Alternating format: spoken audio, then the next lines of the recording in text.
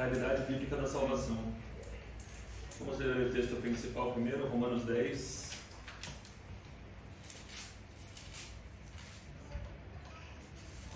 Versículo 9.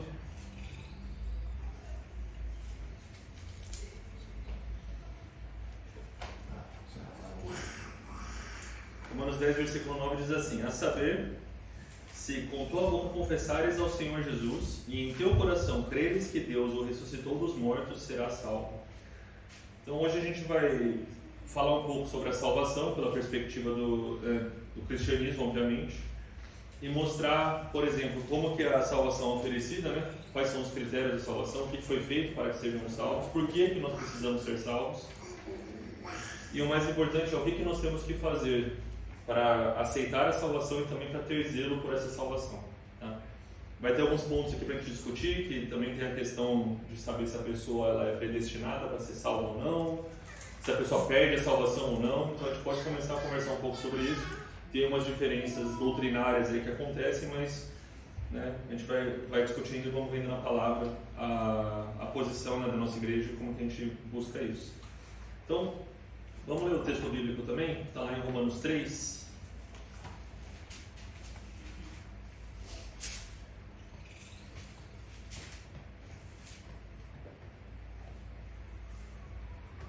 Vamos ler os versículos 21 até o 31, o texto principal aqui. O tema é a justificação pela fé em Jesus Cristo. Então está escrito assim, ó: mas agora se manifestou, sem a lei, a justiça de Deus, tendo o testemunho da lei dos profetas, isto é, a justiça de Deus pela fé em Jesus Cristo para todos e sobre todos os que creem. Porque não há diferença.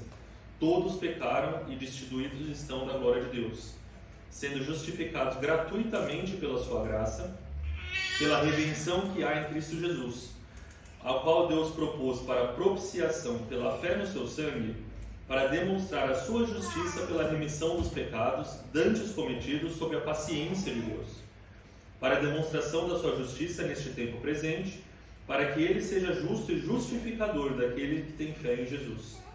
Onde está logo a jactância? É excluída. Por qual lei? Das obras? Não, mas pela lei da fé. Concluímos, pois, que o homem é justificado pela fé, sem as obras da lei. E é porventura Deus somente dos judeus? E não é também dos gentios? Também dos gentios certamente. Se Deus é um só, que justifica pela fé, a circuncisão e por meio da fé a incircuncisão. Anulamos, pois, a lei pela fé? De maneira nenhuma. Antes estabelecemos a lei. Então, na verdade, essa passagem, nesses 11 versículos aí que a gente leu, tem vários temas, várias palavras ou termos que a gente leu, que na verdade elas aparecem no decorrer da lição. A gente fala sobre a justiça de Deus, a gente fala sobre a questão da destituídos da glória, a justificação pela graça, redenção, propiciação.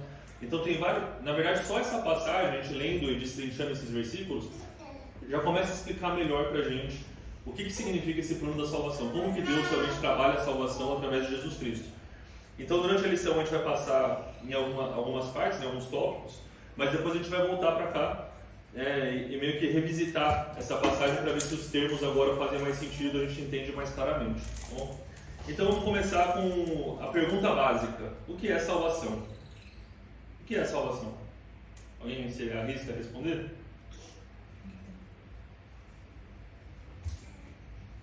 Não precisa ser a explicação bíblica. O que é salvação no geral? Se você olha, me salvou aqui, o que significa isso?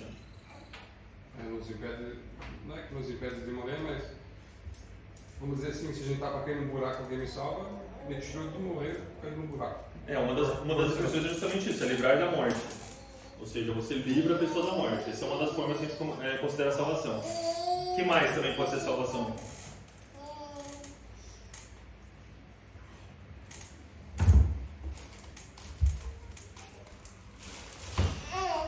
Vamos supor assim, alguém chega e fala assim: ô Franz, vem aqui comprar esse aqui meu carro, tá muito bom, não sei o que. Aí você fala assim: eu tô pensando. Chega e fala assim: Franz, pelo amor de Deus, presta atenção, dá uma olhada naquele negócio ali, que esse cara é trambiqueiro. Se você olhar atrás da roda, você vai ver que tem alguma coisa errada. Aí você vai lá dar uma olhada: ó, não vou mais fazer negócio. Pô, você me salvou, hein? Ia fazer um mau negócio ali, até alguma coisa. Então o que é isso aí também, né? No caso, você trazer um livramento, você está livrando a pessoa de uma condição, de uma consequência de algo que aconteceria. Então o ato salvífico, né? O ato da salvação é você impedir isso. E tem um terceiro ponto também, que o salvar é você colocar numa posição protegida. A gente vê isso acontecendo muito em casos, sabe, aqueles, a pessoa testifica contra algum bandido, algum mafioso, e aí você pega aquela pessoa e coloca num, né, um programa de proteção, uma testemunha, alguma coisa assim. Esse tipo de coisa também é uma forma de salvar. Você coloca numa posição que a pessoa não é mais suscetível ao perigo, né, a alguma coisa errada. Então a definição de salvação é essa, né? Pelo menos no dicionário, né? Na Bíblia, a gente vai ver que no Antigo Testamento tem dois termos em hebraico que são usados para definir salvação. Um deles é natsal, que significa livrar ou libertar, e o outro significa yasha, que é conceder vitória ou ajudar. Nessa amplitude entre livrar e libertar, conceder vitória ou ajudar, a gente começa a entender que o plano de salvação de Deus não é simplesmente livrar a gente da morte, mas existe um plano completo que ele só se completa, ele só termina quando existe a vitória final. Então isso já nos começa a mostrar o seguinte: o processo de salvação que Deus faz na nossa vida através de Jesus Cristo, ele não é um processo salvei, acabou. Entendeu? Aceitou Jesus, acabou, não precisa fazer mais nada, está pronto. Não é assim que funciona. Existe todo um processo que a gente vai até falar sobre, alguns teólogos falam, né, passado, presente e futuro. Eu sei que a gente já falou sobre isso também no culto de doutrina e tudo, mas sempre é bom reforçar que são as etapas da salvação. E todos nós estamos em algum passo dessa etapa da salvação, né? Só para a gente lembrar disso. Mas o que tem a ver salvação com Deus, né? Então, de novo, a gente vai olhar na história, se a gente lê o Antigo Testamento, praticamente todo o livro a gente vai ver Deus entrando com algum tipo de resgate, algum tipo de salvação do seu povo, né? Então aí você fala assim, mesmo quando chegou Adão e Eva, que na verdade era para eles morrerem por causa do pecado, Deus entra com a sua graça e a salvação, dá para eles ali uma roupa, né, e deixa eles continuar vivendo debaixo da misericórdia de Deus. Obviamente que o pecado entrou no mundo, e é por isso que nós estamos aqui conversando sobre isso, né? O motivo que nós precisamos de salvação no dia de hoje é porque o pecado entrou no mundo, e quando a gente já nasce com essa natureza pecaminosa e, vamos dizer assim, já nasceu perdendo, né? A gente nasceu, o fato de a gente ter nascido, a gente nasceu perdendo. Aí tem a questão também da criança, que não tem consciência e tudo mais, mas vai chegar uma hora ali que, se não se render a Cristo e não seguir a Cristo, a gente nasceu sem aquele pedacinho da natureza espiritual que acabou sendo perdido por causa do pecado. E aí que entra a regeneração, que a gente vai falar depois, né? Mas a gente vê lá na palavra, né? Deus salvando desde Adão lá no começo, né? Eu acho que esse é o primeiro caso ali. A gente vê quando Abraão vai subir com Isaac, né, no monte, ele vai sacrificar o filho, ter a salvação e prover, né, um cordeiro no lugar. Mas se a gente for continuar um pouco mais na história, a gente vai ver quando o povo saiu do Egito, né? O povo sai do Egito e toda a libertação do povo, né, do domínio dos egípcios. A gente vai ver nos livros de Juízes. Praticamente o livro de Juízes é tipo uma sequência de o povo se enfiando na lama e Deus trazendo salvação através. Tudo bem, esse a gente vai para os reis. Aparece com Davi, você vai vendo vários livramentos acontecendo em toda a história, até o povo vai cativo para a Babilônia, e de lá Deus também entra com salvação, com Esther. Então assim, todos... Não só de Boaz também como... De Boaz como o resgatador de Ruth. Então assim, se a gente for olhar o Antigo Testamento, é um grande relato mostrando para o povo, Deus salva. Então a salvação não é algo que é tipo assim, não existia salvação até o dia que Jesus morreu e nos salvou. Não. O traço de Deus de ser um salvador, ele é algo que existe desde o começo, né? Vamos dar uma olhada lá em Salmo 68:20, por exemplo, que foi escrito bem antes de Jesus vir, né? Salmo 68:20 está escrito lá, ó. Aliás, esse Salmo 68, na verdade, né, são 35 versículos que fala justamente sobre Deus como nosso Salvador, né? Mas lá no versículo 20 ele fala lá, olha, o nosso Deus é o Deus da salvação, né? E depois ele completa, né? O Jeová, o Senhor, pertence às saídas da morte, ou seja, como o Francis falou, né? Tipo, o livramento da morte, ou seja, ele é aquele que determina se a gente vai morrer ou não, na verdade. Então, desde aquela época, né? Quando Davi pegava a sua lira para cantar, ele já sabia, ele falou só, Deus é o nosso Salvador. Né? Aliás, em Salmos, se a gente for ler vários dos Salmos de Davi, ele fala disso, né? Ele fala assim, né? Eu estava num lugar terrível. Pode falar. Quando ele for lutar com os gigantes, ele fala assim, Deus me livrará da mão desse filisteu. Deus me livrará, exatamente. Ele sabe, ele olha para Golias e ele fala assim, quem me salva não é essa armadura, não é o reinado ou o exército, a salvação vem do Senhor. E é por isso que, de certa forma, Davi, por conhecer tão bem essa natureza de Deus, é por isso também que ele realmente foi escolhido por Deus para ser o rei de Israel também. Porque ele entendia que, apesar dele ser um homem de guerra, com muitas vitórias, é inegável o histórico de Davi, desde criança, né? Matando leão, matando urso, matando gigante, e todas as batalhas que ele teve foi vitorioso, né? até se tornar rei, não tem como negar. Ele podia ter ficado inflado, né? Não, eu sou bom de guerra, eu que sei fazer. Mas por ele reconhecer que a salvação não vem dele, mas vem do Senhor, isso também é um dos casos porque Deus falou assim, você pode se tornar rei. E por que isso é muito importante? Também a gente vai falar isso na lição. Para a gente entender que não existe, na nossa caminhada cristã, não existe um momento que Deus fala o seguinte, acho que eu não preciso mais, Jesus, você não precisa mais do sangue de Jesus, você está pronto, você já está totalmente bom agora, você não erra mais, daqui para frente você consegue tocar sozinho. Entendeu?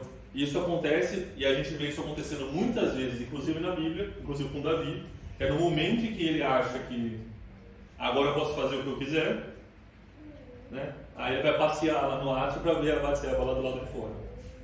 Entendeu? Então, para a gente começar, acho que esse é o ponto principal, né? Deus, ele é um Deus que manifesta a sua salvação durante todo o histórico de Israel. E eu acho que a gente pode olhar, né, nessa questão, a gente viu aqui no Salmo 68, que desde o Antigo era dessa forma. No Antigo Testamento falando como livrar, libertar, mas também conceder vitória. Ou seja, conta que o processo da salvação ele é contínuo. E aí, desde aquilo, do pecado quando entrou com Adão, agora voltando para a salvação. No nosso caso, né, nós somos gentios, nós que não somos partes do povo judeu, pelo menos não que a gente saiba, né? Talvez se a gente for traçar na genética lá a gente acha alguma coisa, né? Eu com essa cara talvez um pouquinho mais. Mas na verdade, como nós somos gentios, né, a salvação veio para nós através da pregação, começando ali pelos missionários que começaram a espalhar a mensagem, né? Paulo começou primeiro romano e depois espalhou até chegar no Brasil, né?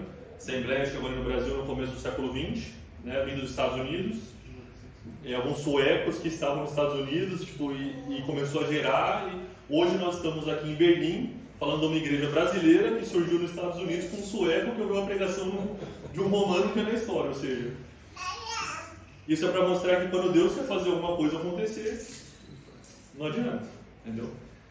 Tem aquele Max Lucado, e apesar das suas, às vezes, ter umas posições um pouquinho polêmicas, mas ele tem um livro que chama Ele Escolheu Você ou Ele Escolheu os Cravos. São 2 livros que ele lançou. Isso quando eu tinha meus 19, 20 anos, era febre na igreja evangélica assim, no Brasil. E ele vai falando sobre assim, se você chegasse em Israel lá, ano 32 depois de Cristo, Jesus está no meio do ministério dele. Nossa, esse cara aqui, ó, o cara é sábio mesmo. Você vira para um cara e fala assim, você sabia que daqui 2000 anos a gente ainda vai estar falando desse cara? Isso é brincadeira, né? Calma lá, né? Como assim?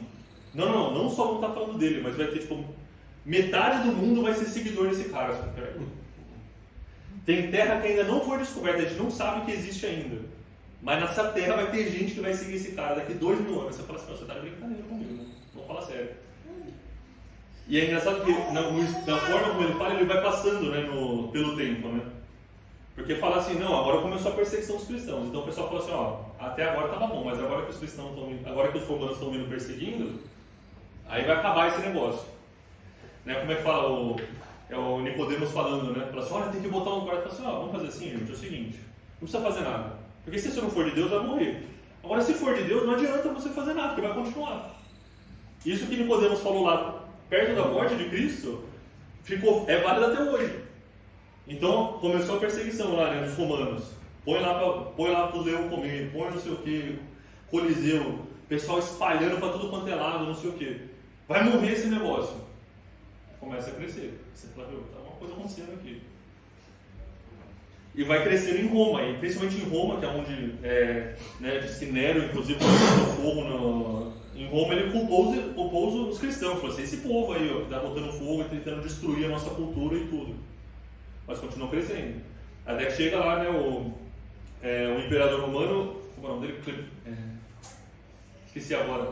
Que diz que ele, quando no campo de batalha, a mãe dele era cristã, né? E ele diz que quando ele está no campo ele vê o símbolo de Cristo, né? E aí ele vê aquilo, ele coloca aquilo no escudo dele, entra na batalha e vence, e aí ele declara que o cristianismo vai ser a religião do Império Romano. E aí Deus começa a escrever a história dessa forma. Então aí se forma a Igreja Romana, né? Que depois se torna católica, apostólica romana, que vai passando pela... Aí você vai falando assim, não, tudo bem, mas está porque eles têm dinheiro, mas agora Roma está caindo. Chegou no ano 400, né, que eles estavam lá em Bizâncio, tudo mais, voltou tudo para Roma, o império começou a desmoronar, falou assim, não, acho que agora não vai dar certo, aí começa a crescer. Aí vem as cruzadas, vem a Idade das Trevas, tudo acontecendo, o cristianismo chegando, ainda fazendo parte, vai deteriorando, vai sumindo, você fala assim, não, agora essa igreja católica é mais um império só, não tem mais fé nisso aí. É só indulgência, dinheiro, não sei o que. Acabou esse negócio de cristianismo.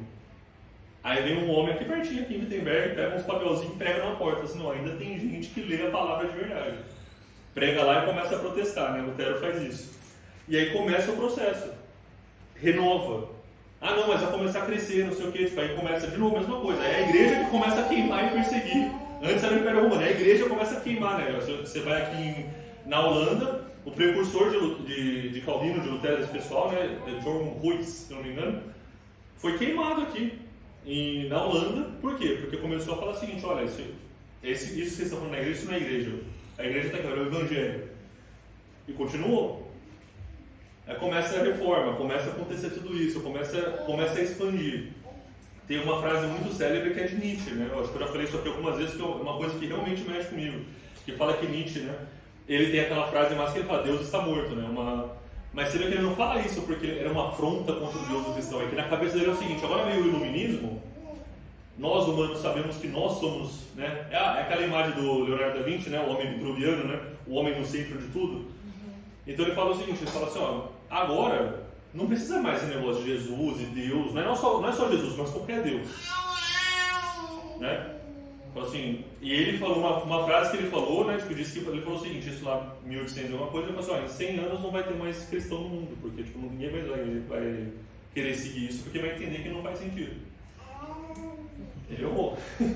Ele errou, né? Mas por que eu estou falando isso? É para mostrar que a obra de salvação, a obra que Deus está falando é o seguinte, não importa os canais e os cenários. Eu falo porque hoje nós estamos também, se a gente está aqui na Alemanha e vendo o que está acontecendo no mundo, parece que está chegando nesse ponto também. Você cansa de ouvir gente aí, que são os ateístas modernos, dizendo assim, esse negócio aí é século XX acreditar em Deus. Você acha que século XXI, inteligência artificial, todo esse monte de coisa acontecendo, você está acreditando em Deus ainda? Por favor, né? E aí a única coisa que eu falo assim, olha, se você olhar para a história, vai passar um tempinho, você vai ver que na verdade que você vai estar errado e isso aqui vai continuar caminhando. Então a obra de salvação, a obra de Deus, através, de novo, que começa, né, a salvação como nós estamos falando aqui, ela começa onde? Quando Jesus nasce. Porque foi a promessa que Deus fez lá no Éden, dizendo, olha, da descendência da mulher vai vir um, que vai vir e vai pisar na tua cabeça. E aí com a palavra mesmo fala, né, como o pecado entrou por um, a salvação entra por outro. Quando Jesus nasce, começa ali o processo, né, o plano, para realmente colocar em prática a salvação. Né? Fala que está lá em Mateus 1:21, né, que acho que é quando fala do nascimento de Cristo. Mateus 1:21 fala lá, né, acho que é o final o final da genealogia, que ele fala assim, ele fala, ó, e dará à luz um filho e chamará o seu nome Jesus, porque ele salvará o seu povo dos seus pecados. Ou seja, a promessa que vinha na genealogia não é que vai nascer um que vai ser um grande mestre, não é que vai nascer um que vai ser um homem poderoso que consegue fazer milagres e maravilhas. Apesar que tudo isso faz parte do processo, mas o papel principal dele, o que decreta, né, que ele é o Messias, ele veio para salvação. Entendeu? Porque é isso que a gente sempre fala muitas vezes, né? Homens sábios você vai achar em qualquer religião. Gente que faz milagre você pode achar em qualquer religião. Até Satanás faz milagres. Agora, salvação, não existe salvação fora de Cristo. E é por isso que isso é tão crucial a gente entender isso. Isso tem que ser uma certeza tão clara na nossa mente, porque isso significa que cada pessoa que a gente enxerga no mundo, se eles não estão com Cristo, eles não são salvos. Mas ele é muito bom, ele é uma pessoa legal, uma pessoa querida, não sei o que, não tem salvação fora de Cristo, né? Então a gente falou sobre o que é a salvação, certo? Então, a gente leu ali em Romanos 3, vamos ler um versículo antes, Romanos 3:20. Em Romanos 3:20, né? Ele fala: por isso, nenhuma carne será justificada diante dele pelas obras da lei, porque pela lei veio o conhecimento do pecado. Então, não é pelas obras, ou seja, você cumprir as regras, você pegar a cartilha e falar o seguinte: olha, eu vi aqui que falou não matarás, não roubarás, eu estou fazendo todos os comportamentos aqui de acordo com a regra e a cartilha de vocês são cristãos. Peguei aqui o regulamento interno da Assembleia de Deus, vi todos os comportamentos necessários para parecer um crente. Se vocês virem na internet, é um cara, acho que foi uns 2-3 meses atrás que ele falou que ele viveu 30 dias como cristão.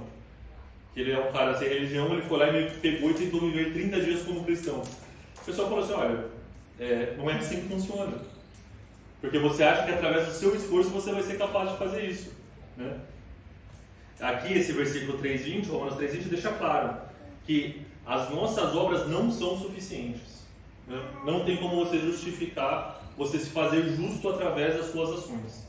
Então, isso já começa a mostrar que essa realidade que nós vivemos, né, a realidade que a gente vive, ela realmente nos coloca numa posição em que, se não tivermos um Salvador que faz por nós o que nós não podemos fazer, a gente não vai conseguir nada.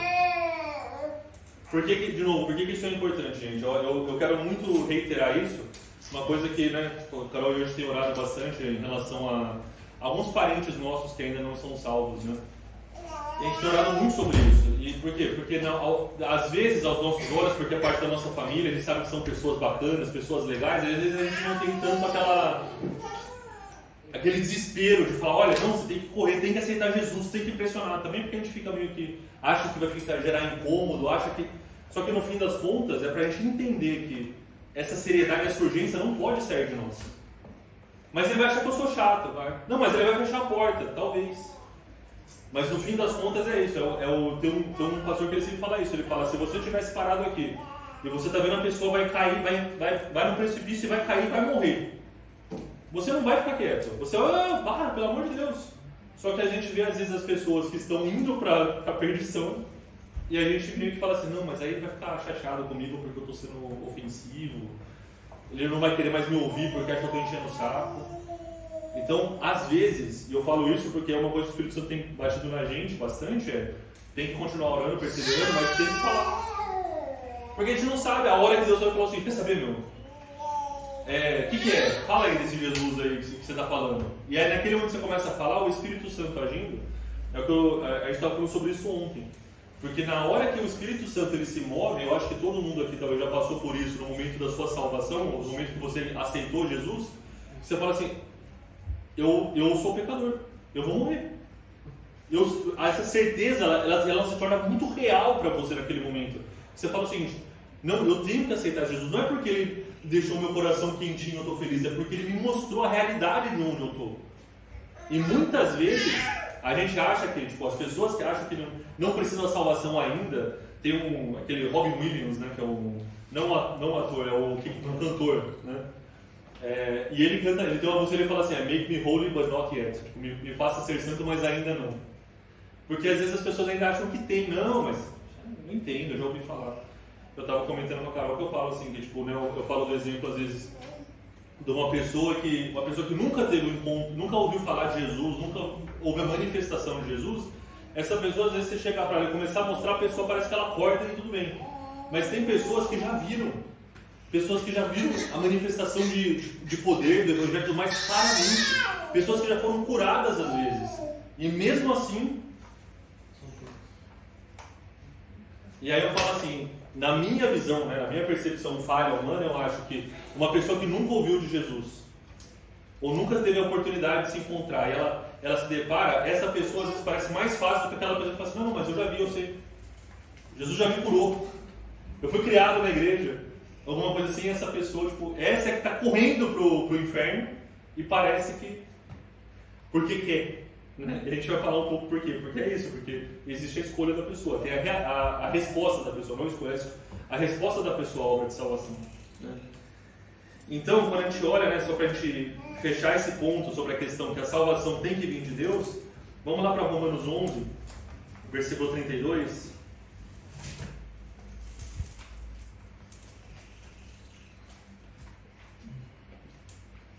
Que ele fala, Deus encerrou todos debaixo da desobediência para com todos usar de misericórdia. Ou seja, todos, né, todos pecamos, todos estamos em desobediência, mas o objetivo de Deus é mostrar misericórdia para todos. Isso mostra de novo que a misericórdia tem que vir de Deus. Não tem como nós, através da nossa ação, a nossa capacidade de fazer alguma coisa. Uma passagem que explica isso muito bem está lá em Efésios. Efésios capítulo 2, versículos 8 e 9, uma passagem bem conhecida. Efésios 2, versículos 8 e 9 diz assim: porque pela graça sois salvos por meio da fé, e isto não vem de vós, é dom de Deus, não vem das obras para que ninguém se glorie. De novo, esses dois versículos deixam muito claro de novo. Por que é importante a gente reforçar isso? Existe talvez um momento na nossa caminhada com Cristo que talvez você ache que você está santo. Você está num momento assim, não, Deus está me usando, Deus está fazendo, Deus está trabalhando. A pessoa acha que ela está no momento, eu estou bem, entendeu? Eu estou fazendo tudo certo, eu estou fazendo do jeito certo, eu. E no momento que isso acontece, né, no momento que, e de novo, isso é uma reação normal. Vamos pensar assim, você está tentando aprender um instrumento, por exemplo, e no começo você fala, parece que não vai, não funciona, mas na hora que você começa a encaixar, você começa a tocar, e começa a fazer sentido, você começa a melhorando, você está tocando super bem, a gente fica orgulhoso de ver que o nosso esforço está trazendo um fruto. A questão é que a gente acha, e essa é a nossa natureza de ver e ficar feliz com o nosso esforço, a gente às vezes transporta isso para a salvação. Já faz uns 5 meses aí que eu não falo palavrão, faz uns 2 anos que eu parei de beber, não estou mais, não estou mais traindo minha mulher. A pessoa começa a fazer a lista dos pecados que fazia e eu não faço mais. E aí ele fala assim, agora eu estou, né? Agora sou eu, e eu consigo fazer isso sozinho. Então, a gente não pode deixar que esse orgulho, né, ele entre na nossa mente, na nossa vida, e nos faça esquecer que a salvação não é por intermédio do nosso esforço, do nosso mérito. A meritocracia não existe no reino de Deus, nessa perspectiva. O mundo tem meritocracia para tudo. Você se esforça, você alcança alguma coisa. De certa forma, em algumas coisas, né? Mas no reino de Deus não é assim. Principalmente em relação à salvação. Né? Então, só para recapitular essa primeira parte, a gente percebe que, né, a salvação, né, como a gente falou no começo, livrar, colocar em posição protegida e livrar da morte. A gente falou sobre o Antigo Testamento, que fala que é sobre livrar, mas também conceder vitória, que é um processo completo. E a gente mencionou também que as ações do homem são insuficientes. E como a gente leu em Efésios aqui, né, é dádiva de Deus, né, porque não vem das nossas obras, mas é a graça de Deus sendo atuada no nosso meio. E assim a gente entende, né, o contexto geral de como funciona a questão da salvação. Aí a gente falou, tudo bem, agora eu já entendi o que é salvação, eu sei que não sou eu, é obra de Deus, beleza. Como que funciona então? É o momento que a gente aceita, e aí não sei se a palavra certa é aceitar ou se é reconhecer, na verdade. A gente cresceu ouvindo na igreja isso, né? Quem quer aceitar Jesus como o seu único e suficiente Salvador? Eu sei que é uma palavra que talvez não é usada da forma correta. Quem quer reconhecer que você não é capaz de salvar a si mesmo, quer reconhecer que tem um Cristo que, pelo sacrifício dele, é capaz de te salvar. Você reconhece Jesus como seu Salvador? de novo, todos nós aqui já passamos por isso. Né? Aqui eu acho que não tem ninguém que não é evangélico, ninguém que não é cristão. Teve um momento, um dia, independente, eu falo assim, no meu caso, né, dando um mini testemunho, eu lembro que eu tinha 14 para 15 anos. Eu fui criado na igreja. Eu falei, tipo, eu já tinha lido a Bíblia algumas vezes já. Fui criado na igreja, Cordeirinho de Jesus, crescendo ali, juniores, tipo, subindo. E eu tinha 14 para 15 anos. E eu lembro que eu fiquei irritado com o pessoal na igreja. Eu falava assim, não sei se o pessoal fazia muito bullying, essas coisas assim. Eu falava assim, olha, se isso aqui é ser crente, eu não quero isso pra mim não. Deus não é isso não. E eu fui inventar de sair, eu falei, não vou pra igreja. E eu falo que minha mãe é muito sábia, né? Pô, minha mãe nunca foi na correção construtivista, né? A correção era mais no chinelo. Mas quando eu falei que eu não queria ir pra igreja, minha mãe não chegou em nenhum momento e falou assim, você vai porque eu tô mandando. Minha mãe nunca forçou. O que pra mim foi uma coisa muito estranha, pra ser sincero. Assim, e ali eu fiquei alguns meses. Eu fui em outras igrejas, eu comecei a ler sobre outras religiões, né? Mas teve um dia que eu fui na tarde da bênção e Deus usou a irmãzinha para chegar lá e apontou dentro da minha cara e falou o seguinte, você volta porque quem está te chamando é Jesus. Jesus não fez nada para você. Eu amei, mano. E eu lembro desse, porque isso foi numa terça, no domingo seguinte, quando chegou a hora do culto, eu estava na rua jogando bola com os meus amigos, eu falei assim, não vou não. E na hora que o carro da minha mãe saiu assim, aquele negócio começou a pesar no meu coração. Aí eu falei, não, vou entrar. 5 minutos depois, entrei, tomei um banho. Meu pai estava assistindo o jogo de futebol, né? Campeonato Brasileiro às 6 da tarde. Meu pai, das 6 às 8, ele não saía da frente da televisão. Aí eu saí do banho e falei, pai, você me leva na igreja? Fala, filho. Desligou a televisão. Eu falei, no meio desligou a televisão, depois no carro me levou para a igreja. E eu lembro que eu entrei na igreja, tipo, né, vocês devem ter visto como era a Assembleia no Brasil, tipo, tem a nave da igreja e tem a galeria que vem aqui por trás. E eu entrei quietinho, uns irmãos me olhando, nossa, você está aqui, fazia, sei lá, uns 6, 7 meses que eu ia na igreja. Sentei na escada no meu cantinho ali e começou a pregação. Quando começou a pregação, eu falo, eu não lembro quem pregou, eu não lembro a palavra que foi pregada, mas eu lembro de estar sentado naquele lugar e parece que a igreja desapareceu. E tudo que aquele homem falava ia me quebrando. E eu chorava, mas chorava de desidratar lá naquele canto. Porque eu falava assim, esse evangelho eu nunca ouvi. Então na hora que ele falou assim, quem quer aceitar Jesus, eu levantei e comecei a orar. Eu fui que nem um louco pra frente da igreja. E aí eu falo que ele ainda está lá na igreja, o diácono, né, o irmão Renato, que ele me segurou, ele falou assim, não Juninho, né, me chama Juninho, Juninho, não, você já é da igreja, você tem que esperar depois que ele vai falar, né, quem quer voltar. Aí eu falei assim, eu nunca aceitei esse Jesus. Porque aquele dia eu falei assim, essa é a mensagem, esse é o Cristo que faz sentido. Então eu lembro claramente desse dia, de estar lá na frente e fazer a oração e falar assim, não, mas é isso que faz sentido. Porque é Ele que chamou a gente, não foi o outro, não foi o irmão, não foi ninguém, é esse que está chamando. Então todos nós aqui passamos por esse dia, em que você falou o seguinte, agora eu reconheço que sem esse eu não consigo fazer nada. Sem esse Cristo, não vale a pena ter nada disso. E ali começa a obra de salvação, como começou na vida de todos nós. Todo mundo aqui pode lembrar do dia em que você chegou naquele dia e falou assim, eu quero reconhecer esse Jesus aí, porque sem ele eu não consigo viver não. Cada um teve a sua jornada diferente, né? Teve gente que foi criada na igreja, como eu fui, né? Mas eu ainda adolescente saí, teve gente que saiu depois de adulto e no meio da vida lembra, como fez o filho pródigo, né? Que está lá naquela situação e fala assim, peraí, por que eu estou aqui? Na casa do meu pai lá, tem um Deus que, tipo, eu sei que pode... Né? Eu posso viver, se for para viver desse jeito, é melhor viver desse jeito, mas na presença dele, porque lá eu sei que ele cuida de mim. Então cada um tem um chamado, mas é isso que eu falo, a multiforme sabedoria de Deus, a forma como ele revela a salvação para nós, é desse jeito. Ele alcançou a gente num dia, e aí começa o efeito da salvação. Então qual é o primeiro efeito da salvação? Né? O primeiro efeito da salvação é a regeneração. Vamos lá, João capítulo 3, versículo 3. Na conversa com Nicodemos ali, né? Jesus está falando com ele. João capítulo 3, versículo 3 diz assim, na verdade te digo, que aquele que não nascer de novo, não pode ver o reino de Deus.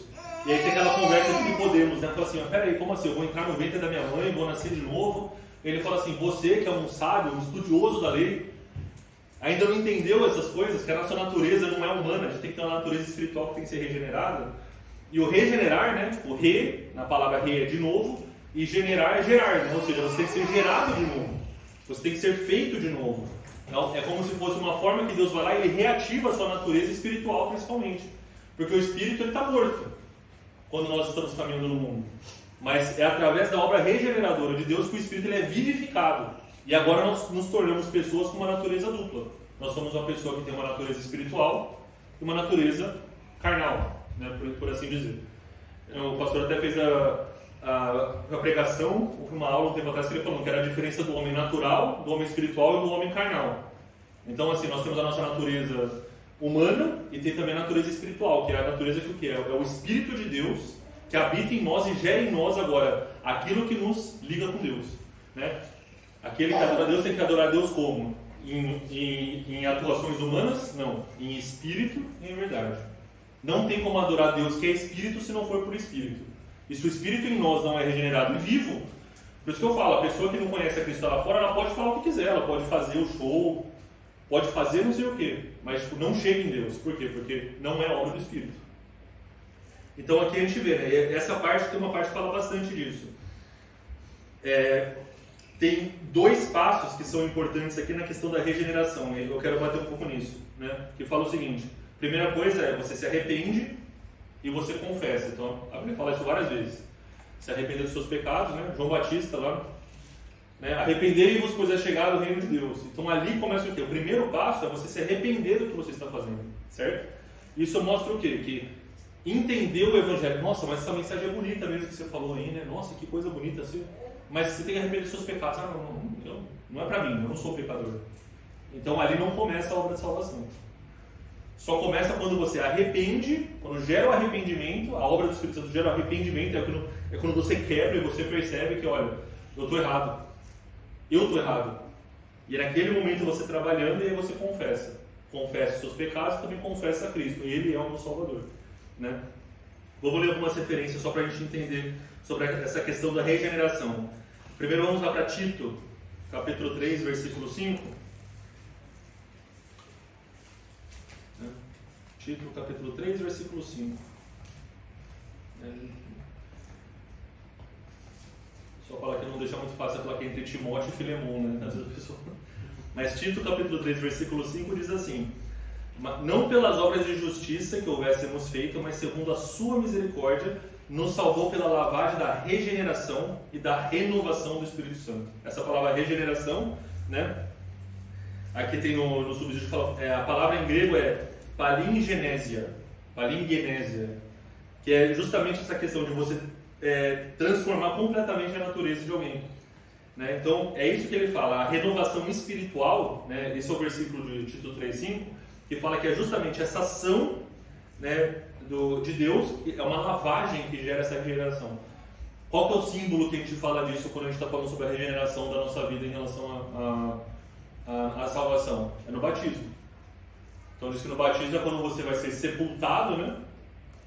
Você morre para o mundo e pela lavagem das águas, que é a palavra, que é o poder de Deus, o Espírito Santo, você sai uma nova criatura. Ali é o simbolismo, é o sacramento que mostra isso, né? Se a gente fala que aquele que crer e ser batizado será salvo, né? Então, essa passagem nos mostra essa questão da renovação espiritual. Nós também temos a passagem em 2 Coríntios, capítulo 5, versículo 17, que é uma passagem bem conhecida também, né? Que muitas vezes o pessoal usa isso de uma forma até equivocada, né? 2 Coríntios, capítulo 5, versículo 17, que fala assim: assim que, se alguém está em Cristo, nova criatura é, as coisas velhas já passaram e tudo se fez novo, né? Então, ali é o que ele fala, assim, olha, o que foi antes da regeneração, né, passou. Agora tudo é feito novo através da ação do Espírito Santo. E por último, 1 Pedro, capítulo 1, versículo 3, né, que fala assim: bendito seja Deus e Pai do nosso Senhor Jesus Cristo, que segundo a sua grande misericórdia nos gerou de novo, né, regenerou, né, gerou de novo, para uma viva esperança, através da ressurreição de Jesus Cristo dentre os mortos. Então, o Novo Testamento vai nos reforçar várias vezes, né, que a primeira coisa que Deus faz nesse nosso processo da salvação na nossa vida, a primeira coisa que Ele faz, Ele nos regenera, nós nascemos de novo. E ali começa o processo, né, da salvação. E a gente tem também a questão da santificação, né? A santificação, que a gente vai ver aqui daqui a pouquinho.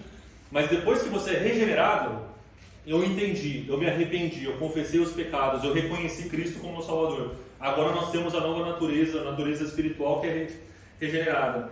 O processo da salvação continua. Foi aquilo que a gente falou, ele só termina quando existe a vitória, né? Que é o que a gente chama de a glorificação, né? A parte final. No dia que a gente entrar lá, né? Servo bom e fiel, e a gente entrar no céu, ali se encerra o processo da salvação. Porque agora você está num lugar em que aquilo que nos afeta, aquilo que nos ataca não pode mais nos alcançar. Então tem todo esse processo, né, da salvação na nossa vida. O segundo ponto, que vem logo depois de ser regenerado, é a justificação. Tá? Então, em Salmos, capítulo 7, versículo 11,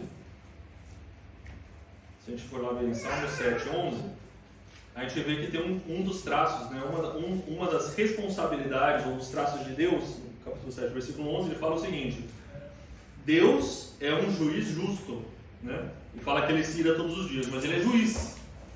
E perante um juiz, o que o juiz faz numa causa? Ele chega lá e ele fala o seguinte: qual que é a causa de hoje? Ó, trouxe aqui o Luiz, que é um pecador, e a gente quer mandar ele para o inferno. Tá, então me mostra aí, né, o que foi feito. A pessoa lá vai trazer as provas, os argumentos. Ó, esse dia ele mentiu, esse dia ele fez aquilo, ele vai fazendo tudo aquilo. Então a justificação é o quê? É quando Jesus vai lá na cruz e ele fala o seguinte: ó, tudo isso que ele fez, fui eu que fiz.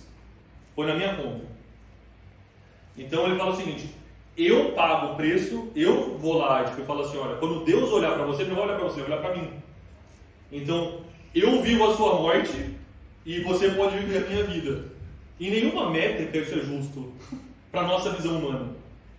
Isso não faz sentido. Como assim? Você pega alguém que é perfeito, alguém que nunca pecou, alguém que viveu entre nós por mais de 30 anos e viveu uma vida santa. Ele é um Deus que se despiu da sua glória, viveu e morreu por nós. Mas na hora que ele chega para a justificação, ele fala o seguinte: olha, eu sei que ele é... Você está olhando para ele e parece tudo isso, mas pelo sangue dele que nos justifica, fala o seguinte: olha, eu sei que você está falando isso aí, mas não é dessa pessoa que está aí não. Essa pessoa não existe mais, que você está falando. Essa pessoa que cometeu esses pecados, essas falhas e tudo mais. Então o justo juiz olha e fala o seguinte: não, esse cara é justo. Aí Satanás fala assim: não, peraí, meu, fiz esse cara pecar, fazer um monte de coisa errada, não sei o que, não, mas eu não estou olhando aí, você não é Satanás, você é Jesus, é meu filho, eu estou vendo aí, meu. Não é o Luiz, não. Tem um sangue nele aí que eu estou vendo, é Jesus que eu estou olhando ali. Então essa, né, de uma forma bem tosca, essa é a justificação que Cristo faz.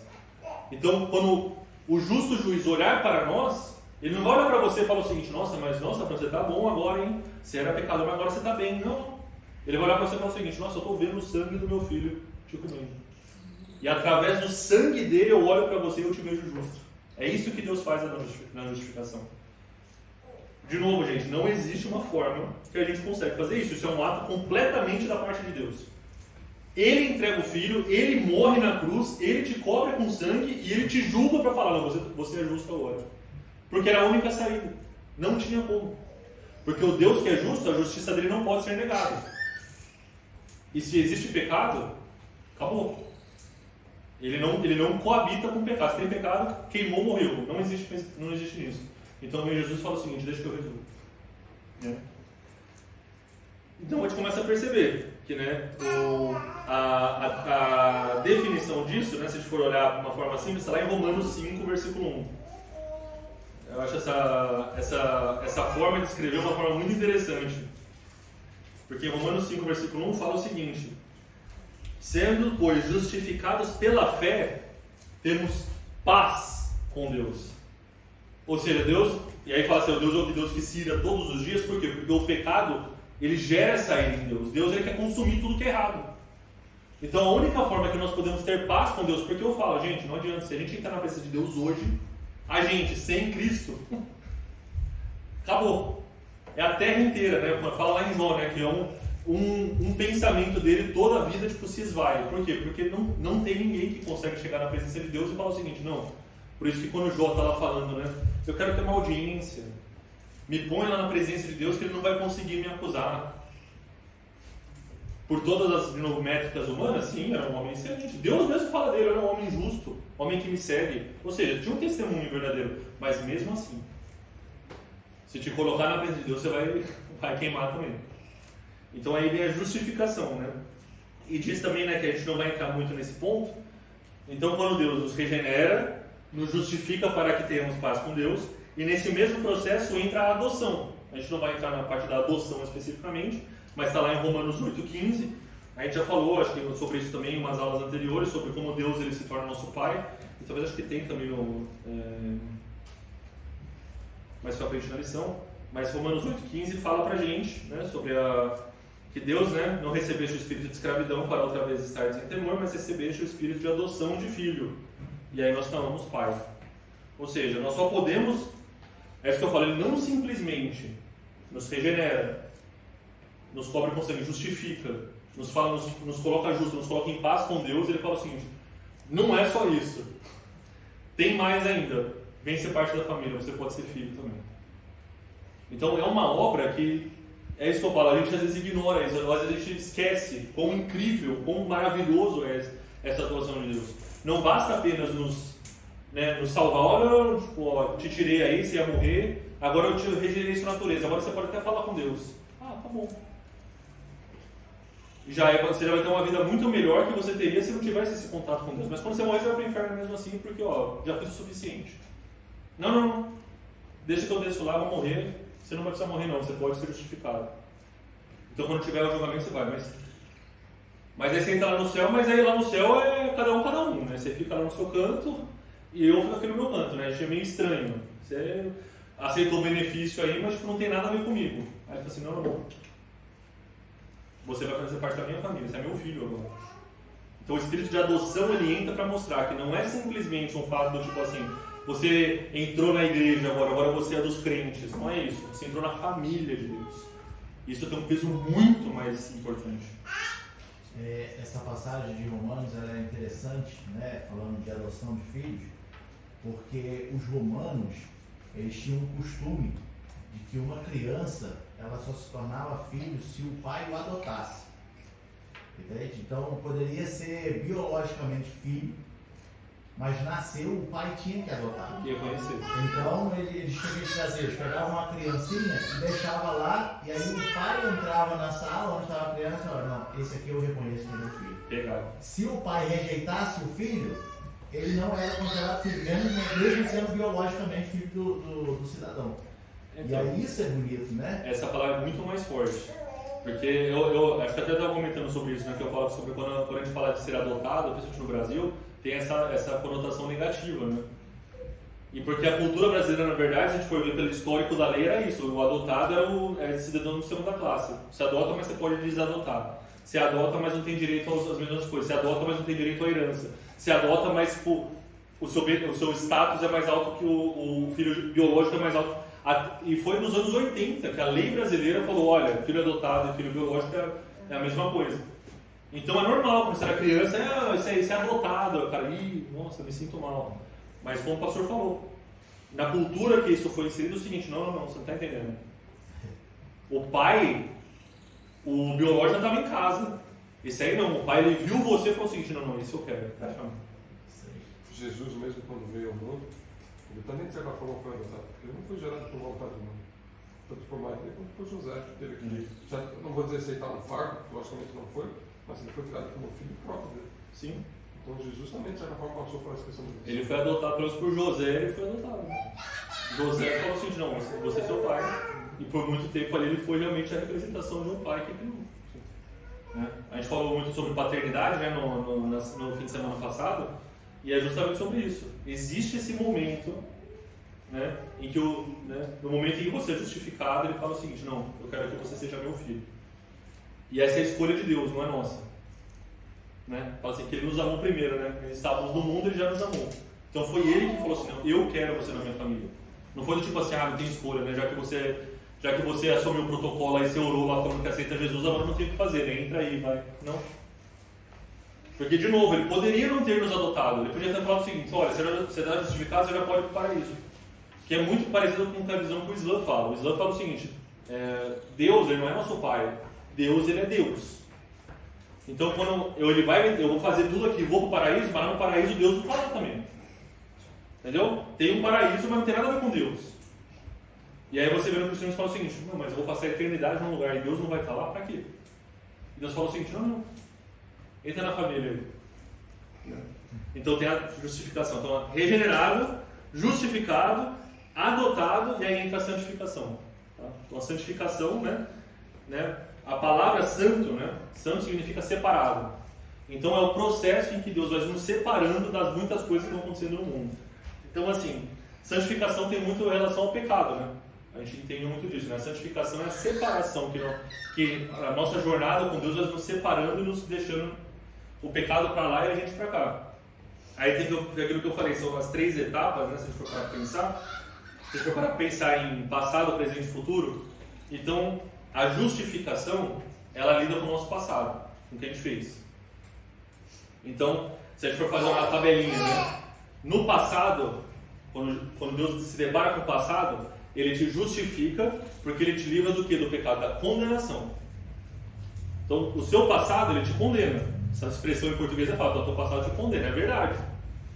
Você não é condenado pelo que você vai fazer no futuro. Né? Sei que tem um filme de ficção científica aí que, não, em 10 anos você vai matar alguém, então eu vou te prender agora. Né? Mas, na vida real, não, é o seu passado que te condena. Então a justificação, que é essa primeira etapa, ele pega o seu passado e fala: eu vou te livrar da condenação do pecado. Aí depois entra a segunda etapa, que é justamente a santificação. A santificação é o que acontece no nosso presente. E ela nos livra do que? Do pecado, do poder do pecado.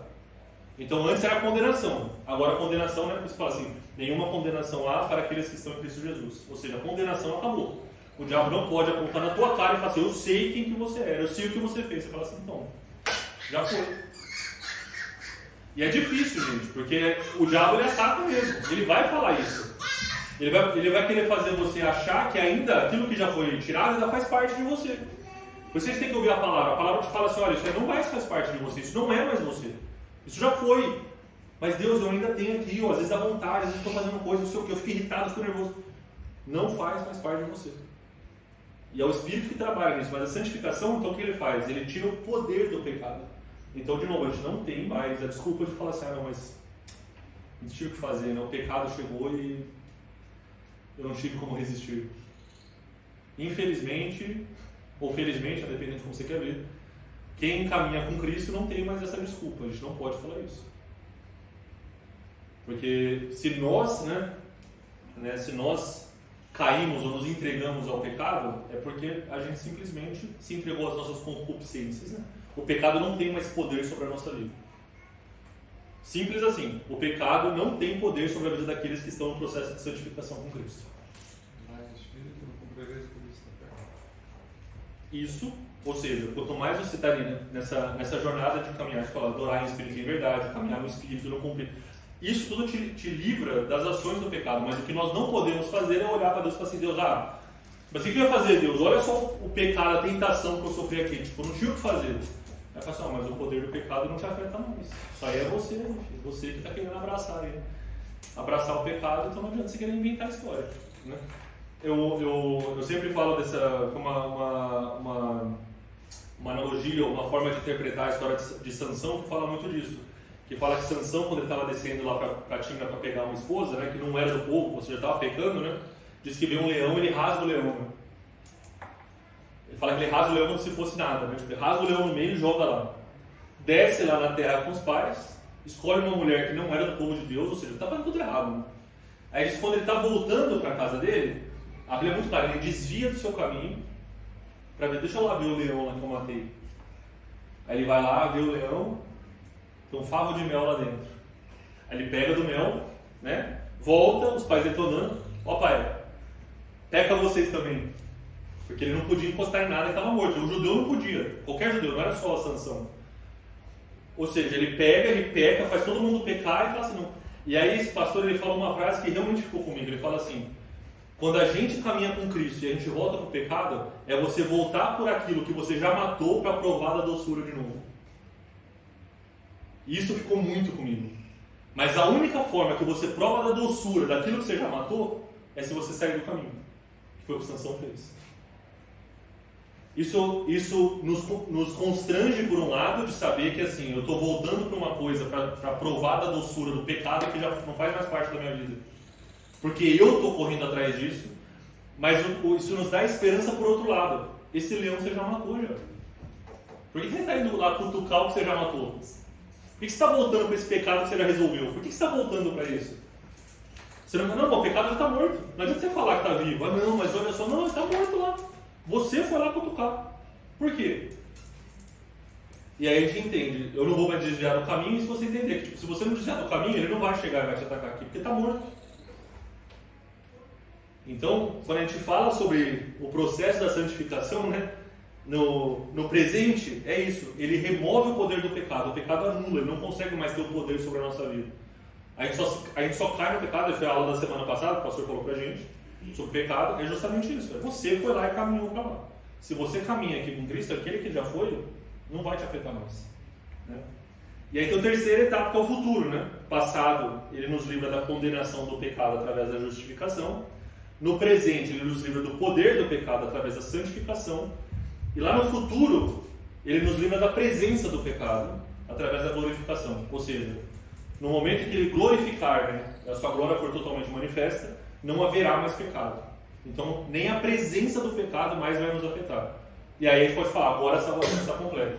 Porque aquilo que nos afeta, aquilo que pode nos matar, que é o pecado, né, o salário do pecado é a morte, não existe mais. Então é lá no céu, quando nós estivermos lá com os nossos corpos glorificados na presença de Deus, e não houver mais pecado, lá você pode falar, agora sim você está salvo, a obra está completa.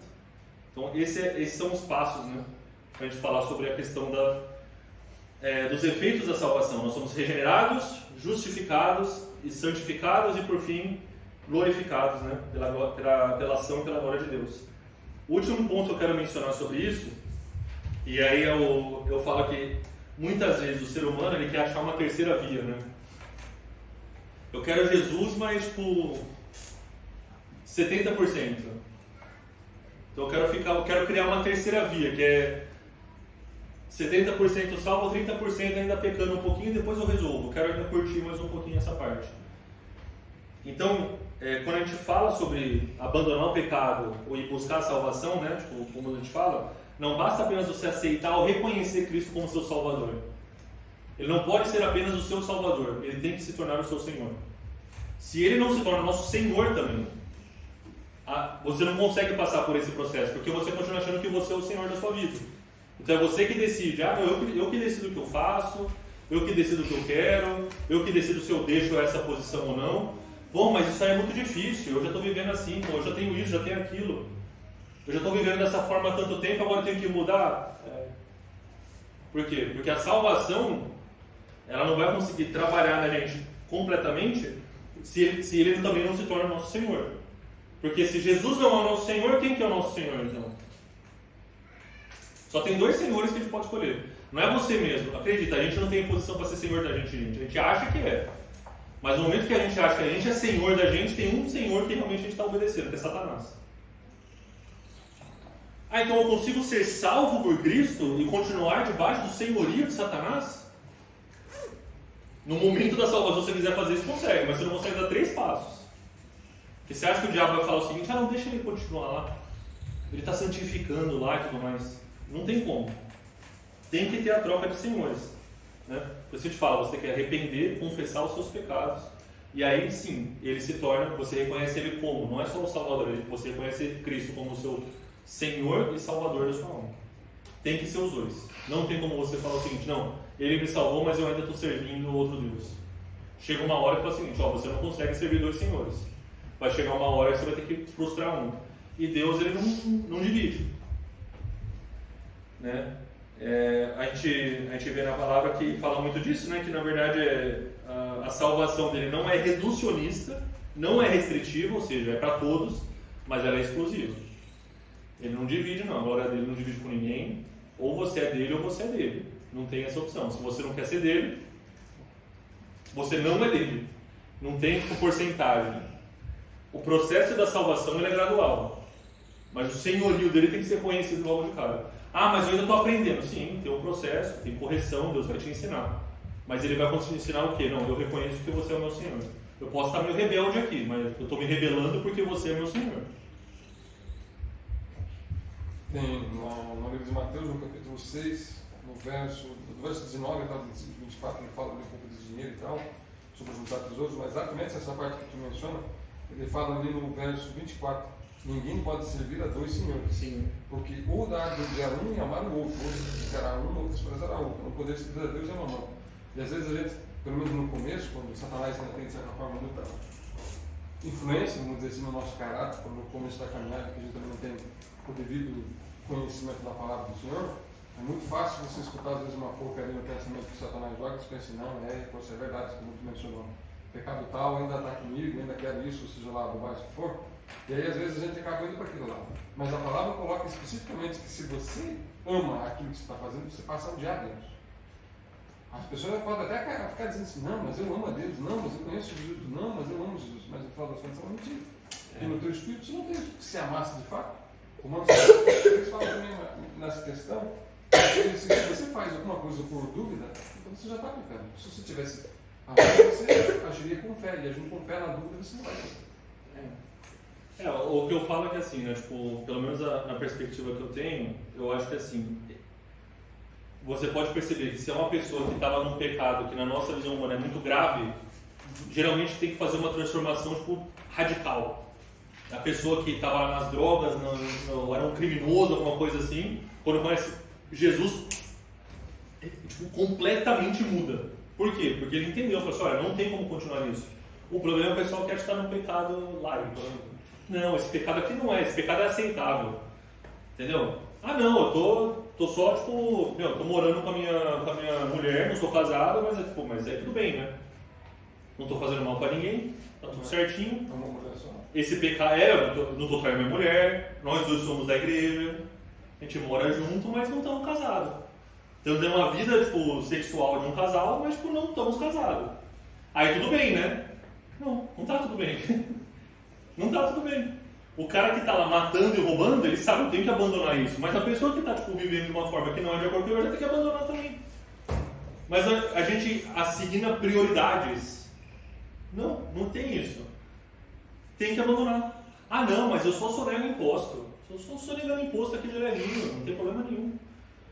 Eu sei, eu acho que o imposto é roubo, então eu posso sonegar, não tem problema. Você está também vivendo de acordo com...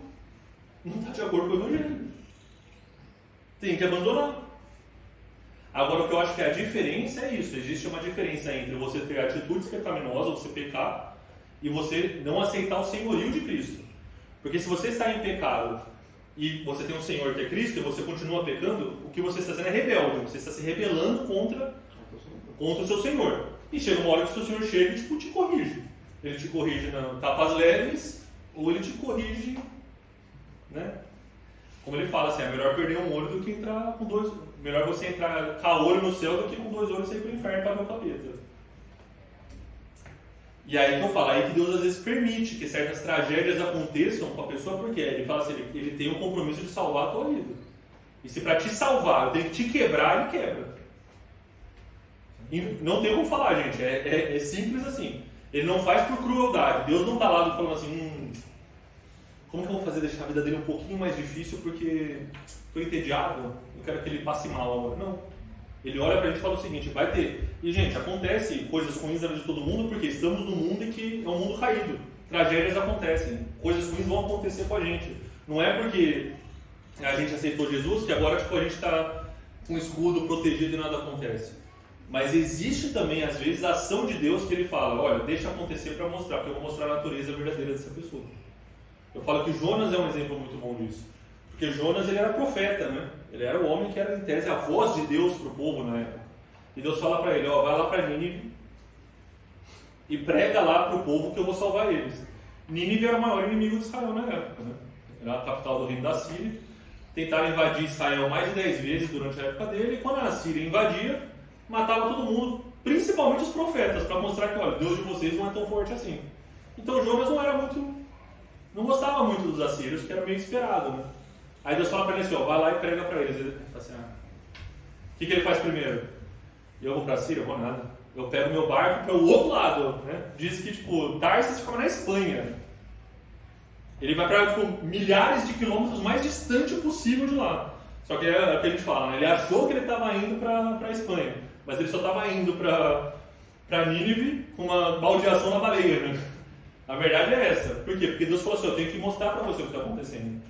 Traz Jonas para lá. Jonas entra lá e diz que um dia ele prega na cidade que fala que demora 3 dias para passear, para passar andando, ou seja, Jonas correndo, oh, arrepende, hein, arrepende. Tem uns caras que falam que ele até pregou em aramaico, não pregou nem na língua dos caras. E quando ele termina de pregar, o que acontece? O povo se arrepende. Fala que tem uma grande salvação lá. Aí Jonas vai lá no capítulo 4, ele sobe lá na beira e está olhando aquela cidade. Aquele sol, né? Deus vai lá e faz aparecer uma árvore, uma sombra, finalmente, né? E diz que Deus manda um bicho que mata aquilo. Aí Jonas fala assim, se tivesse uma mesa, ele virava a mesa. Eu sabia, você é bom demais, Deus. Eu sabia que se eu pregasse esse povo, esse povo ruim aí, era pra você matar todo mundo, não sei o quê. Ali, Deus fala assim, agora eu estou mostrando, estou trazendo à tona aquilo que estava escondido aí atrás dessa visão de santidade, eu sou um profeta, traz para fora. Deus traz para fora. Vai fazer, agora eu posso trabalhar em você, porque agora você está vendo que você é ruim. Sendo sincero, né? Mas é isso. A questão é que às vezes a gente cria na igreja, às vezes a gente acha que tem que criar essa imagem de o cosplay do cristão, né? Você fica aqui, não, tem que falar assim, fala assado, não sei o quê. E às vezes a gente acha que a gente engana Deus. Você vai chegar lá para a Deus, oh, amantíssimo Deus. Que maravilha estar na tua presença, não sei o que. A gente acha que a gente pode entrar na presença de Deus dessa forma. E Deus vai falar o seguinte, olha só como ele está falando bonito. Olha só como ele conhece a minha palavra. E Deus fala assim, nossa, eu não estou nem percebendo que ele está pecando. Você acha? Deus fala assim, deixa eu mostrar o que tem aí dentro para mostrar. E aí tem um pastor que ele fala isso, eu gosto muito, que ele fala o seguinte, ele usa os grandes peixes para corrigir o nosso ministério, mas ele usa os pequenos bichos para mostrar o que está dentro da gente. Então geralmente é aquela coisa assim, pequenininha. É a pessoa do trabalho que precisa... É o visto que atrasa para sair. Que Deus aperta ali. Ele fala assim, vamos ver como é que você vai reagir agora que eu estou esperando. Você está esperando só essa coisinha pequenininha, o que você vai fazer? E aí sai. Aí Deus fala assim, tá tendo rebeldia ainda, hein, filho? Não corrigir? Deus me perdoa, é verdade. Você não está confiando em mim direito, é incredulidade, não corrigir? Verdade, Deus me perdoa. Você não está orando o suficiente, você está vendo? Você está reclamando muito orando pouco, é verdade, né, Deus? Deus corrige. Então a gente tem que lembrar, né? Como a gente está falando agora, só para a gente fechar essa parte do processo, que a gente fala, né, que Deus nos regenera, nós nascemos de novo, tem a natureza espiritual na nossa vida. Isso só ocorre quando a gente se arrepende. Sem arrependimento o processo não continua. Eu entendi a mensagem, lindo, nossa, olha Jesus com essas palavras lindas que ele fala.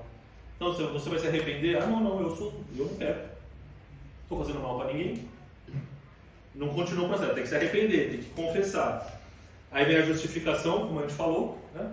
O sangue de Cristo que nos envolve faz com que Deus, como juiz, olhe para nós e não nos dê condenação, porque ele entende que o sangue de Cristo que nos envolve nos justifica. Então ele olha para nós e não nos vê, ele vê Jesus Cristo em nós. Ele fala assim, esse é santo, esse não tem pecado, esse pode ser justo. A adoção, como nós falamos, né? Que também. E por fim o processo da santificação, que começa com a justificação, nos livrando da condenação do pecado que veio do nosso passado, a própria santificação, que tira o poder do pecado no nosso presente, e por fim, a glorificação, que nos livra da presença do pecado, e aí no nosso futuro, quando estivermos no céu.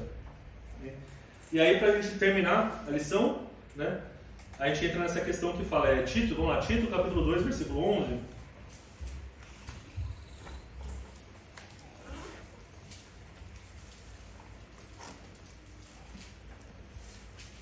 Tito 2,11 diz assim, porque a graça de Deus se há manifestado, trazendo salvação para todos os homens. Tá? E Atos 17,30, só para a gente completar a leitura, Atos 17,30 diz assim, mas Deus, não tendo em conta os tempos da ignorância, anuncia agora a todos os homens em todo lugar que se arrependam. Então a gente vê nesses 2 versículos dizendo que a salvação é anunciada para todos e ela é para todos. E aí a gente entra que às vezes tem linhas cristãs que falam que não é para todo mundo. Né? A frase pessoal diz o seguinte, Jesus não morreu, o sangue dele não foi derramado à toa. Ele só morreu para quem é salvo, só morreu para quem aceita ele. Então não é para todo mundo, tem alguns ali que aí dessa questão que é a predestinação, né? Tipo, tem um ponto que a gente ouve bastante o pessoal falando. Então, na nossa linha aqui, a gente cria uma diferença entre ser predestinado, que aí é uma questão, é uma ação específica dizendo você vai ser salvo, você não, e tem a presciência, ou seja, Deus sabe quem vai ser salvo ou não, mas isso não necessariamente identifica uma ação, porque ele fala assim, olha, já que eu sei que você não vai ser salvo, não vou morrer por você não, vou ignorar você aí. Por você dar essa questão, na verdade, você, ou melhor, a pessoa que pensa assim, invalida o valor do sacrifício de Jesus. É um debate muito longo, porque assim, eu falo que eu tenho amigos do lado de lá, né, da fé, vamos dizer assim, né, são cristãos, sim, muito piedosos, buscam a Deus, fiéis em Deus, mas que às vezes vão por essa linha mais da predestinação, que ele fala o seguinte, Cristo, o sangue de Cristo é tão precioso que ele não derramaria por uma pessoa que vai desperdiçar. Então ele só pode derramar o sangue para quem vai ser salvo. Essa é a visão, é quase um preciosismo. Você fala assim, espera aí, você está determinando, não tem valor em si. ele que vai determinar, e aí a Bíblia nos mostra aqui, fala assim, a salvação é para todos. Quando ele morreu, é para todos. Então, o que isso significa para a gente? Primeiro, esperança, ou seja, se a gente fizer, né, como fala lá em Marcos capítulo 1, versículo 15, vamos lá, só para a gente dar acelerar para o fim. Comecei ali em Marcos já, Marcos capítulo 1, versículo 15.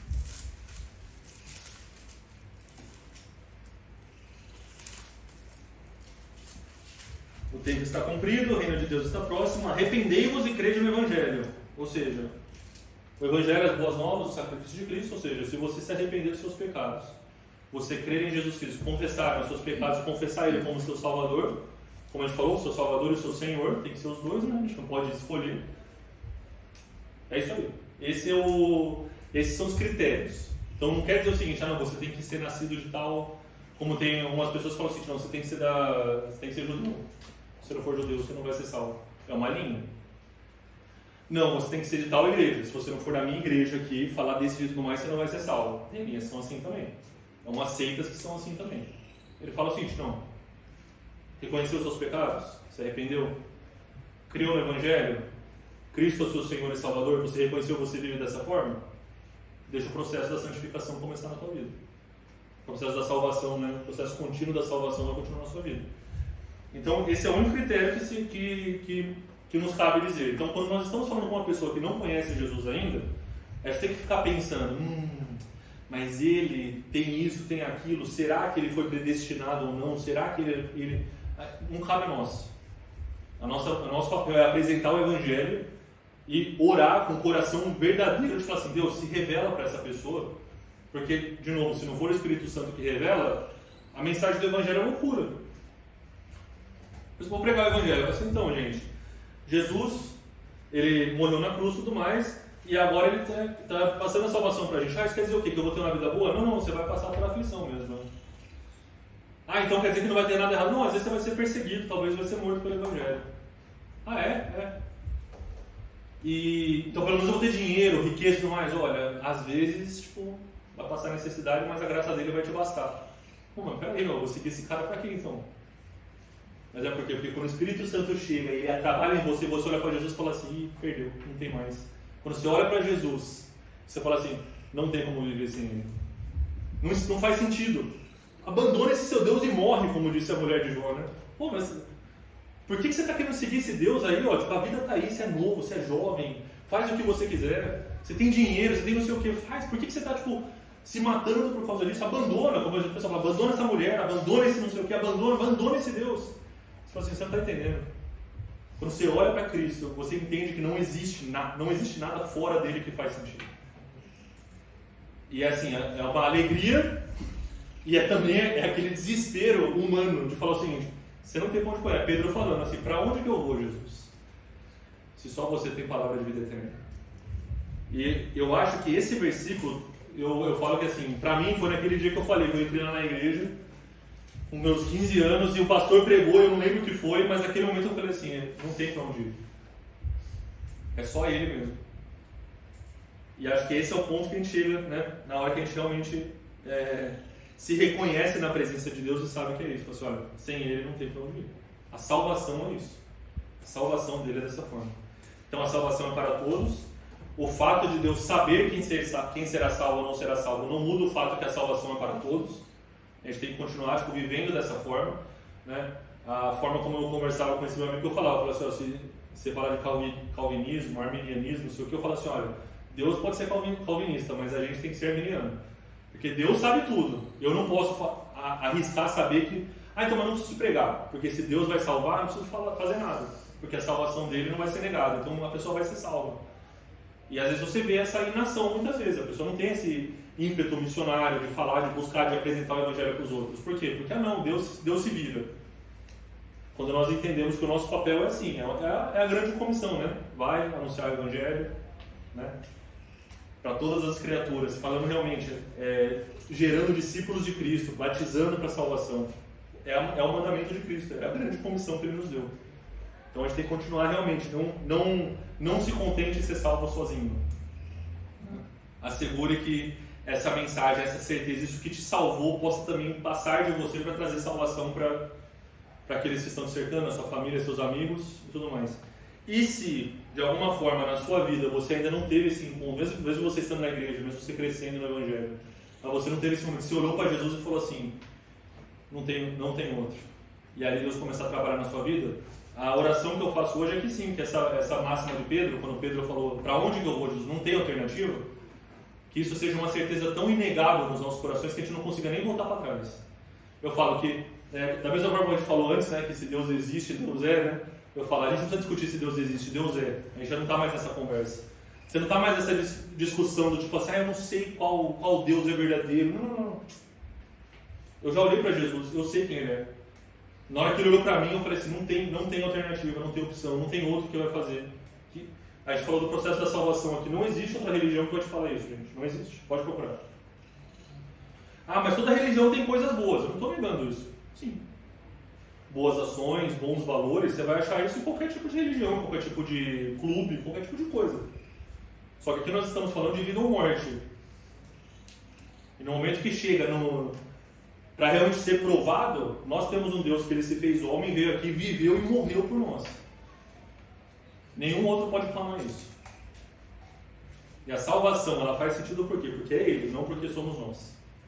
Então lembre, não somos nós que nos salvamos, não importa quão bom você seja, não importa quão santo você seja, não importa quão sem pecado você acredita que você seja, não importa quanto os outros falam que você é bom. Não, mas se é um cara bom, você acha que essa pessoa vai para o inferno? Olha como ele é bom.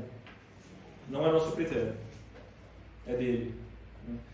E ele é tão gracioso, ele é tão maravilhoso que ele ainda fala o seguinte, olha, eu preciso te mostrar que você não consegue sozinho, mas não apenas eu vou fazer por você, né? Eu te justifico, eu abro o caminho, eu abro a porta do céu e ainda te falo, vem ser meu filho. Então não desperdice, trate com zelo esse presente que é a salvação que Deus nos deu. Não trata de qualquer jeito. Não troca a salvação de Deus por qualquer prazer, qualquer coisa que você acha aí no mundo. Mesmo que todo mundo está te falando, não tem nada a ver. Continua fazendo, não tem nada a ver, tudo bem. Não está fazendo mal para ninguém. Eu falo, a gente vive aqui em Berlim tem muito disso, né? Tipo, dentro da sua ilha, você faz o que você quiser.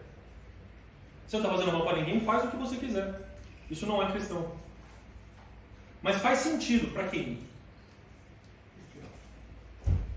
Faz sentido para Satanás ou para a nossa própria natureza que quer achar que nós somos senhores de nós mesmos. Nós não somos senhores de nós mesmos. Porque se você é o seu senhor, como a gente já falou antes, nós não servimos para ser senhor de nada. No momento que você acha que você é senhor de você mesmo, o seu senhor é Satanás.